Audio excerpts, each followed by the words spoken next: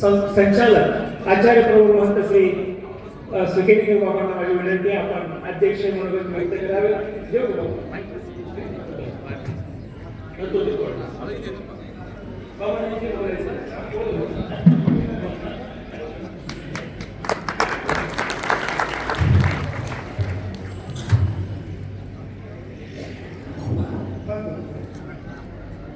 चरण कमल पार मध्य सौंदर्य हृदय निर्मसार धीर अधरा अमृत धारम देतापारम भरती निर्मले चक्रपाणी सुंदरम सर्वज्ञ श्रीयता प्रेमा दत्तात्रय गुरुच्या जन्मोत्सवाच्या निमित्ताने आज या वास्तूमध्ये या जागेमध्ये प्रस्ताविकामध्ये ऐकलेला ते जास्त काही बोलणार नाही, परंतु आजच्या या कार्यक्रमाच्या निमित्ताने आपण या ठिकाणी अनेक साधू संत जमलेले आहे, माता भगिनी जमलेले आहे, साधवी जमलेले आहे. या परिसरामध्ये जे सेवा करणारी मंडळी आहे अत्यंत धार्मिक आहे. आणि म्हणून आपण प्रास्ताविकामध्ये जे ऐकलं सरांनी जे सांगितलेले आणि बाबांनी सुद्धा सांगितलेले आहे, या जागेच्या संदर्भामध्ये आपल्याला हा थोर आचार्याचे पदस्पर्शाने युक्ती झालेले नाव आहे. आणि याही पलीकडे थोडा सर्वांना माहीत आहे तो आश्रम आहे.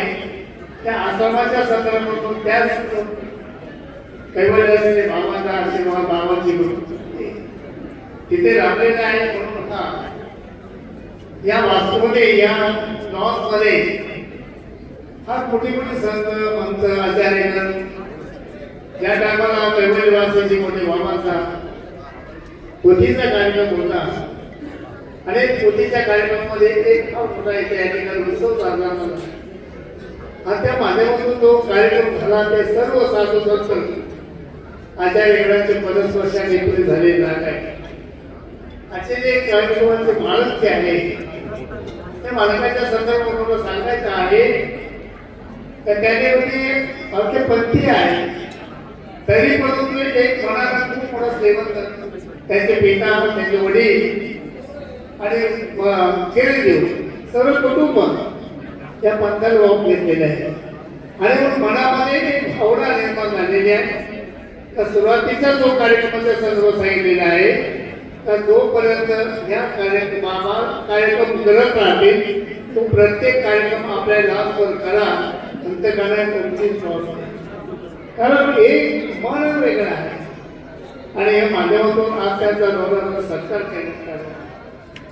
आजच्या या मुख्य जर खरं म्हटलं ते साधू संतांची आता नावं घ्यायला एक दोन नावं जर नाही देणार मग आमचं नाव नाही घेतलं म्हणून मी नाव नाही घेतलं.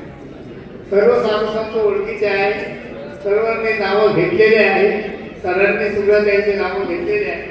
आणि असे जे व्याख्याते आहे त्यांनी व्याख्यान केलं अत्यंत खूप सुंदर आहे. दत्तात्रय प्रभूच्या समोर साधना केल्यानंतर परमेश्वराची भक्ती केल्यानंतर प्राप्ती मिळते, परंतु एक संसारी जीवनामध्ये आपले स्वतःचा गृहस्थ आश्रमाच्या संदर्भामध्ये त्यांनी सांगितलेलं आहे. एक मला सांगायचं आहे का आजच्या मुख्य जो प्रवचन होतं मुख्य देवता त्या बाबाने आपल्याला सारंगधर बाबाने आणि त्याच्या अगोदर सारंगधर बाबाने थोडंसं बोलले आम्ही घरचेच आहोत आणि मग मला काही जास्त बोलणार नाही. सारंगधर बाबा आम्ही सुद्धा घरचेच आहोत, सुकेनकर आणि बेडकर त्या वेळेने आम्ही सुद्धा घरचेच आहोत. तर मी थोडं बोलू का, परंतु हे समोर बसलेली जी भक्त मंडळी आहे माता भगिनी आहे साधू संतांच्या विषयात ते सांगत नाही. त्यांना दत्तात्रय प्रभूने पंचावतारामध्ये संपूर्ण ज्ञान आहे, परंतु माझ्या ग्रस्ताश्रमात त्याच्या माता भगिनी आहे. त्यांना आता अनुसयाच्या संदर्भामध्ये सांगितलं गेलेलं आहे. अत्री आणि अनुसयाच्या संदर्भात खूप मोठं चांगल्या पद्धतीने विवेचन केलं का अनुसया जी आहे आणि अत्री ऋषीनं तपश्चर्या का साधली केली ते साधनेच्या संदर्भातून त्या तपश्चर्याच्या संदर्भात त्यांनी सांगितलेलं आहे. आणि एक मात्र एक आपल्याला आपल्या ग्रस्ताश्रमामध्ये लोकांना संभ्रम आहे. कोणता संभ्रम आहे? एक मुख्य आणि तीन मुख्य. याचं कोणी सांगतच नाही, कारण एक मुख्य आणि तीन मुख्य जास्त प्रमाणात तीन मुख्यच आहे. कारण ईश्वरी अवताराच्या संदर्भात सांगितलं गेले आहे की अवताराची जे धर्मामध्ये प्राप्त केले आहे ते त्या अवताराच्या माध्यमातून तीन मुख्य आणि असे नाव ज्या टायमाला पृथ्वी लोकांमध्ये आपल्या अवशयाचा संबंधाच्या संदर्भातून या तिन्ही लोकांना आपल्या पत्त्यांना गर्व झालेला होता. एक थोडा विशेष सांगतो तुम्हाला. आणि मग याचं फरक काय आहे? हृदयाचे हृदयाचं हे हृदयाचे नाही आणि हे मनाचे आहे. त्या नक्षत्रा प्रभूच्या टायमाला सुरुवात झाली त्या टायमाला त्यांनी सुरुवातीला नक्षत्रा प्रभूचे एक नित्यक्रम कोणता आहे? चतुर्युगी अवताराला म्हटलेले स्वामीने अवतार त्यामुळे या मार्गाशी कोण अवतार पण सहस्री दत्तात्रय प्रभू म्हणतो स्वामी म्हणतात या मार्गाशी श्री दत्तात्रय प्रभू अवतार. सगळ्या अवताराच्या वेगळ्या विशेषता वेगळी अवतार विलक्षण होता. कारण असं जर म्हटलं तर ज्या कामाला आपण म्हणतो त्याचा नित्यक्रम कसा आहे सर्वांना माहिती आहे. नित्यक्रम कसा आहे प्रत्येकाला या गोष्टीचं ज्ञान असायलाच पाहिजे. आम्ही दत्त जयंती राहतो, आम्ही दत्त जयंती पाहून आलो आणि दत्त जयंतीला गेलो होतो, आम्ही दत्त दर्शनाला गेलो होतो. हे आहे बरोबर, परंतु दत्तात्रयाचे नित्यक्रम कसा आहे तर ते काशीला स्नान करायचं. काशीला स्नान केल्यानंतर भिक्षेला कुठे जायचे? कोल्हापूरला. एक भार्गवपाड्या ज्योतीची मुलगी आणि तिने ते प्रार्थना केली महाराज तुम्ही नित्यक्रमाने रोज आपल्याकडे भिक्षेला येईल करा.